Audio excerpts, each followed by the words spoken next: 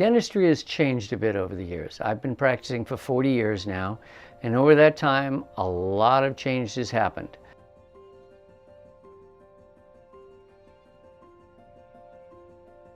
Digital dentistry is a huge aspect of that. It's changing things at a pace that we've never seen before. One of the technologies that I find is extremely useful both in diagnosis and in education is the intraoral camera. It's basically become possible because of LED lighting and fiber optics in order to transfer information. It's a small handheld arrangement that's a USB plug-in in our system, and basically it takes pictures of the teeth, the tongue, the cheeks, anything that we want to take pictures of, and that we can record that, save it to compare later on, and basically show the patient what we're seeing in their mouth. It's important that you be able to see what we're seeing so that you can work with us in coming to a conclusion of what needs to be done and where things are. And the ability to get these small cameras into the mouth, inside the mouth, and get angles that we could never get before is extremely useful and highly educational. So basically, using this camera, I can go into the mouth and take pictures of the teeth. I can take it from the tongue side, the cheek side, the biting side. I can show you what's going on behind the lower front teeth where things hide so well. I can take pictures of the tongue. I can take and save those images moving forward.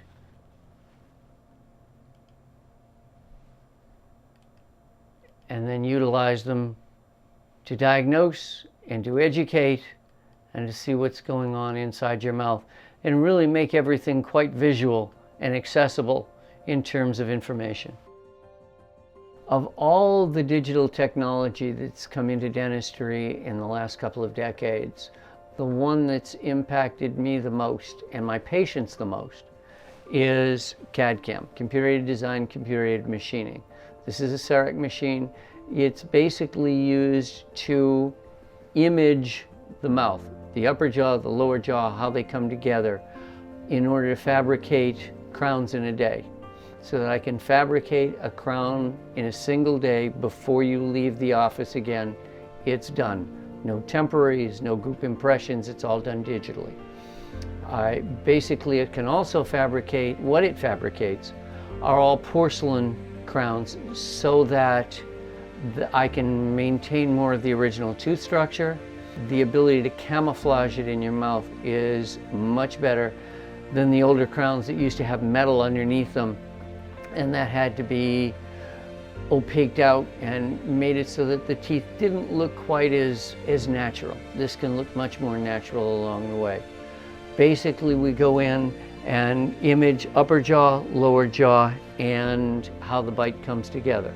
Let me show you on a model how that's done.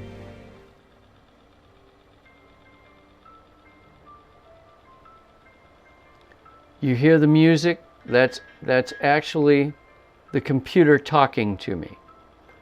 When it knows what to do with the data, it sings one tune. When it doesn't know what to do with the data, it changes tunes.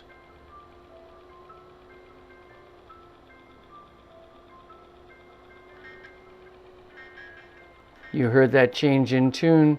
It was looking to see where this data should go. Voila, we've got an upper arch. Now I'm going to do the same thing with the lower arch.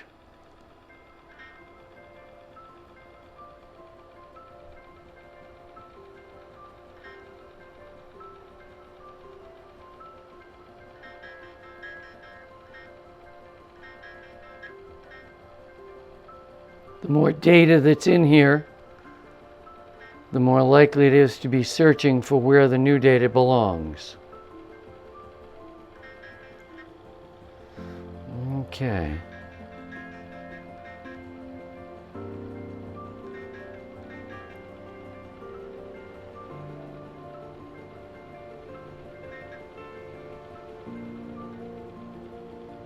Let's get a little bit more back in this corner. Nice. We've got the upper jaw, we've got the lower jaw.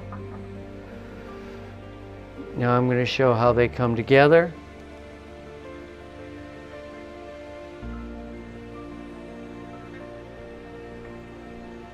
And I can do that on two sides. And I've got all my data that quickly. Now the computer is going to take all of that and turn it into digital models. As you can see, that's happening rather quickly along the way here. And then basically I'd go in and set some parameters within the software and lay out how I want it initially designed, and it will give me a proposal, and we'll use that to fabricate a crown. So when I'm doing an actual crown, I'll do the imaging before the crown was prepared, and then after it was prepared, and be able to compare those particular catalogs.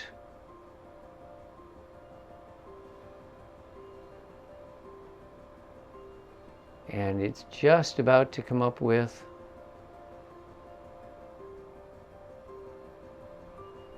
and there we are, that quickly. So it's changed the way we do things in a very positive way, and I can now manipulate that. It's a touch screen, which I'm getting used to.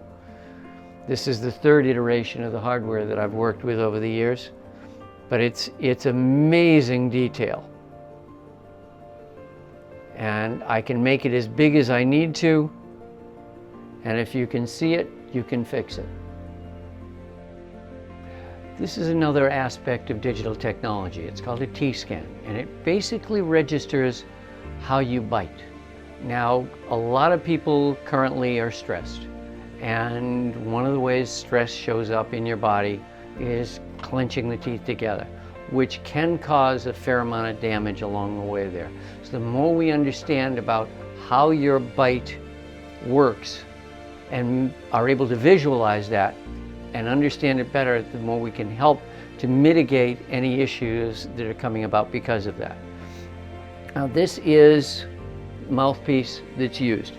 This piece of cellophane has about 1,200 pressure sensors built in, okay? It's amazing. Okay, and what you do is you bite on cellophane, and when you put pressure on it, what you'll notice on the screen is that it shows where it's happening. Okay, and we use this to have people bite on this cellophane and to create a movie. It can show where you bite, where you contact, how firmly you bite, and even when you hit with an emotion, so we can actually see how things happen as your bite is moving. So, okay, this is an example. Okay, basically this is showing a map and a bar graph and a timeline. Okay, at this particular point in the timeline, this maps out where the forces are taking place. You can see on the graph, it goes, on the bar graph, it goes from dark navy, which is light contact, all the way up to reds and pinks, which is heavy contact. And you can see that this particular person is hitting very heavily on the back teeth, which is not all that unusual. You've also got a timeline going along here. You've got right and left side, front to back. There's a lot of information in here to work with. And if I go through here and play, you can see that it's actually a movie. They come together, bite, hold it, and then release. There's a lot of data there to work with. And it tells me things. I'll have you bite in various ways and get more information.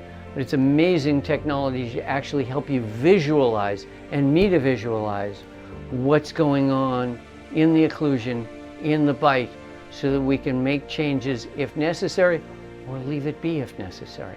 But we're making decisions based on knowledge, not on guesswork. A lot of people have come across the articulating paper that you bite on and leaves red and blue spots and then gets wiped away. This gives so much more information, and we can hold on to it as a baseline for further use down the road and see how things are changed. Because we'd like to think that your bite stays in the same place all the time. Your teeth always, but they move. That's why braces work. That's why orthodontics can take place. Teeth move, okay? Not markedly, but even in a natural bite, they will move. So this gives us a baseline to work from, and it's very helpful in education and mitigation. Thank you.